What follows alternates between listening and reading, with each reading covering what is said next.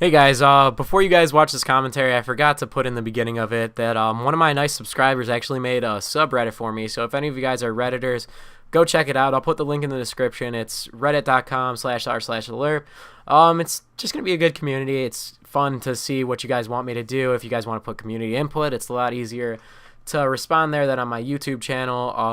I like to patrol Reddit a lot too, so if you guys want to go check that out, I just thought I'd let you guys know. So other than that, enjoy the gameplay, and I'll see you guys later. What's up guys, I'm the Lurp, and I'm here today to bring you guys another commentary. Wow, this is like 2 commentaries in a matter of 3 or 4 days apart from each other, so this is definitely a first, but I'm definitely liking commentating a little bit more, getting a little bit more used to it and all that stuff. So I have some things that I want to discuss about. Obviously I want to do a little bit of housekeeping with my channel as per usual, and the gameplay that you're watching right now is TAC 12 on Strike Zone, which I literally just got a minute ago. I think I go like 62 and 30. I know it's not a great KD or anything, but the gameplay is really entertaining, and I figured dying 30 times with a shotgun in this game is a little bit understandable, I guess you could say, because it's so easy to die. But you'll see that one of the enemies actually gets a KEM strike in a care package, which kind of devastates our team, and we end up, I think, falling behind at one point, but we end up coming back and winning it. It's pretty cool, so just enjoy that gameplay, because the TAC 12 is the closest thing to the KSG in this game, which I'm really disappointed about since they don't have anything with slug, and since the TAC 12 doesn't really shoot nearly as far as the KSG, but still entertaining to use and fun to use. But aside from that, and saying "but" about 40 times, I recorded the first live commentary session, and it's going up right now. I know it's just a standard live commentary session, and some of you guys are kind of disappointed by that. I understand why, since basically all that I've been able to do right now with time constraints and everything like that, being at school, was a live commentary session. So I'm trying to do a little bit more experimenting with Call of Duty Ghosts, since when I got on Black Ops and I started doing live commentary sessions, it was kind of at the end of its life cycle. I was kind of new, so I didn't know how to experiment or do fun live commentary sessions like that. But definitely with Ghosts, I'm going to switch it up a bit. I'll probably do a Road to KEM series and try it with different guns and things like that. See how close I can get, and see when I can get the KEM strike. I don't want to do a Road to Commander series just because that probably would literally never end, and there's so many other YouTubers that are doing that. It'd literally be like a day's worth of gameplay, like a full 24-hour day worth of gameplay. It's not like Black Ops or any other Call of Duty where you could get to rank 55 within like 8 hours of just playing the game straight up. So other than that, what I wanted to talk about was, oh, and also I was gonna do, sorry, I kind of was trying to think of what else I was forgetting. I also wanted to do a competitive series, but we'll see where that goes with the whole competitive scene. I'm actually going to talk about that later in the commentary, so we'll get to that. But I want to talk about how they need to improve this game and like what needs to be done to make it improve. There's a lot of different things. For one, obviously the most important one is the health. Everybody knows, maybe it's just the assault rifles because everybody's using them and how powerful they are, but it seems that the health is really low. It could just be that the assault rifles are really overpowered and things like that, and they just melt you instantly. But either way, something needs to be done about that, or the health system, whatever's wrong with it, because you die way too fast in this game. It's impossible. Sometimes you'll see me spawn in, literally get shot right away, and that's part of the spawn system too, which also needs to be fixed. I know Call of Duties always have bad spawn systems at the beginning of the launch, and I don't know why they would do that, or like how they always keep fumbling that up. Maybe they should bring back the open betas that they had in Call of Duty 4, because it seemed like everything was fine-tuned once that game came out. Everything was fixed up once they had a beta. Even with World at War, when they had that, I'm pretty sure they had a beta for World at War. It might have been a closed one. I'm not sure. I thought it was an open beta for World at War, but correct me if I'm wrong in the comments. But everything was fine-tuned in that game, and it's just it was just a better game. Maybe it was the simplicity of it, maybe it was the game mechanics, maybe it was just the nostalgia that's kicking in, and maybe it wasn't that great of a game, but it was a good game for me. That's all that I'm trying to get at.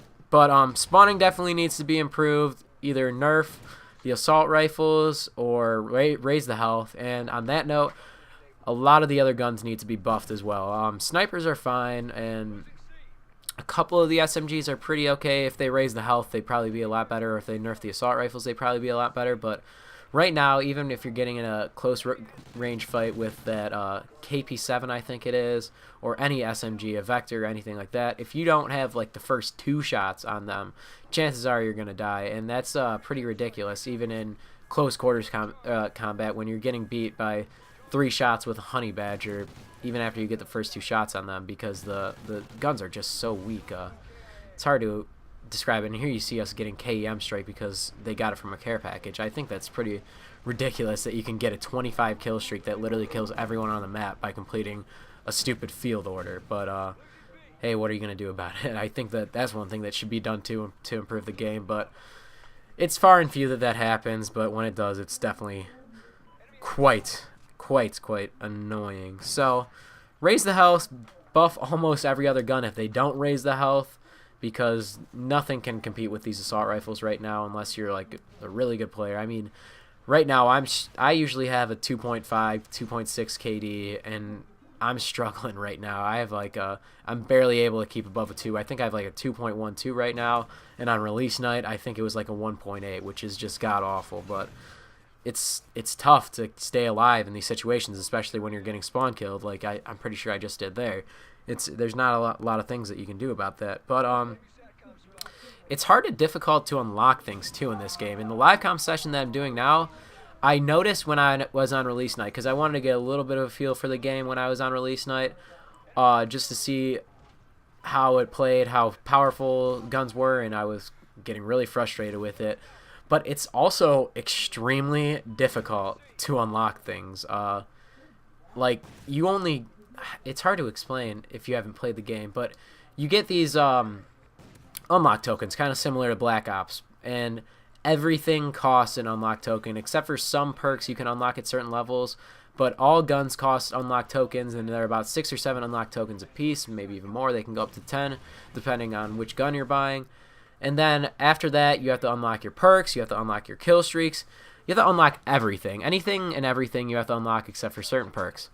So that wouldn't be a problem because Black Ops 2 did that, or was it Black Ops 2? A lot of games did that where you have to unlock shit and do all that stuff on its own. Modern Warfare 3, I'm pretty sure, did that. It's a good concept, don't get me wrong. I like the concept. I've been used to the concept in Call of Duty for quite some time. But the fact that you only get like 1 or 2 unlocks, you get 2 unlocks per level. You start off with only 3 creative class slots, and every creative class slot is either after that is 20, 25, and 30, which is unbelievable because you have all these different combinations that you can use, and they're only going to give you 6 creative class slots, and then you have to buy more soldiers if you want more creative class slots. We can't even use those in game. One of my friends, you guys know, Leo, made a good point about it. You should be able to unlock your soldier, choose from those 2 soldiers or however many soldiers that you have unlocked before you start the game, and then choose what classes you want. It would make sense. Maybe you can't change soldiers in the game, which would be alright. Oops, sorry, kind of knocked that over, flailing my arms a little bit. You guys heard that. Because I'm just getting so heated about this subject. But it's a good point that he made. You could use the soldiers to unlock at the beginning of the game the creative class slots that you made beforehand. Then once you start the game with that soldier, you're stuck with that soldier. I think would be a good idea. But they kind of fumbled on that. They're not going to be able to patch anything like that or change that up. So that's a lost cause. But everything is just horribly unable to unlock. So that's why I want to hold off on doing another live commentary session until I have a lot of the things that I want to have unlocked, so that way I can do fun things like trying to get a KEM with different guns and different fun guns. When you're seeing this gameplay even, I think I have 5 creative class slots unlocked and about 7 or 8 different guns only unlocked because perks, everything else costs so much. Even attachments cost a lot. It's like 3 points to unlock an attachment and 6 to unlock the actual gun, and some attachments go up to 6 points, from 4 to like 7 points even. So that's kind of ridiculous. I want to talk about competitive a little bit, which is going to be a really interesting topic because it's going to be tough to translate this game over to competitive play with the lack of game modes that they have. I know that they're talking about maybe bringing back domination as a game mode in MLG, but I'm not sure that's necessarily going to work out because you die so fast in this game and you basically need a respawn delay when you're playing domination. So it'd be basically people down every single 5 seconds and one person capturing a flag. The fact that they got rid of CTF and Hardpoint is really disappointing. Blitz is a new game mode that I'm not really sure is going to work out. I played it a couple of times, not fun at all. And it basically just turns into everybody running around trying to dolphin, or well, now slide into the enemy team's base and just get back. So we'll see how that works. It's just really interesting that they even took out capture the flag in private matches, because you wouldn't think that that would hurt anybody, but apparently it does.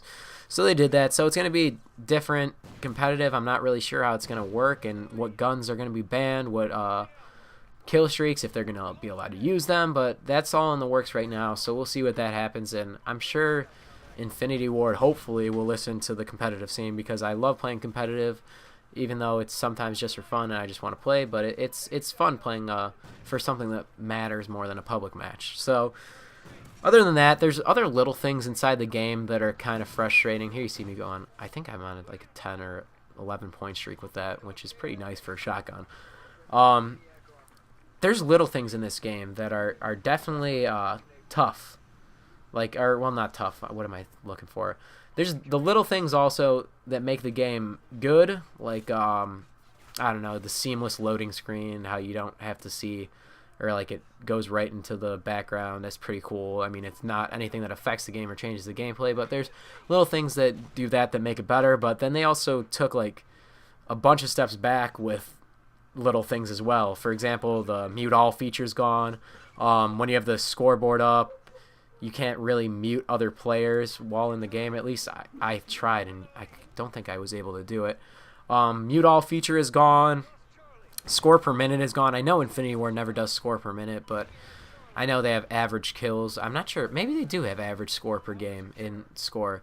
But as far as I can tell, or as I've seen, score per minute is once again gone in Infinity Ward games, which is really disappointing. If I'm wrong, correct me in the comments or something like that. So that's disappointing.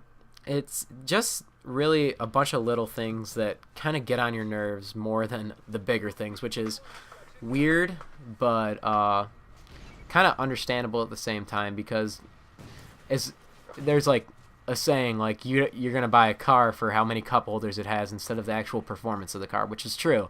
That's why people buy minivans, or what sets cars apart from the others is, does it have an auxiliary port so I can play my iPod, instead of does it get me from point A to point B, is what a car should really do. So, but it's also those things that kind of get on your nerves in it. So it's coming to an end right here.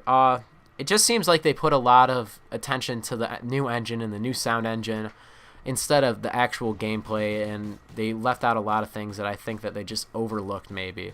But I definitely think that it would have benefited from a beta. I'm going to go a little bit over, probably about 30 seconds, so it's just going to be a black screen.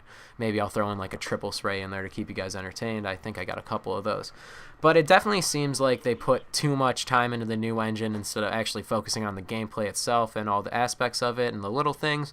And it seems like they went 2 steps backwards and not even a step forward with this game, because it's kind of ridiculous that they weren't able to implement all the old little features, and just the gameplay is kind of atrocious. I'm starting to warm up to it a little bit more now that I'm getting a hang of it, but it's still just, in my opinion, one of the worst Call of Duties that I've ever played. So other than that, I will talk to you guys later. Peace.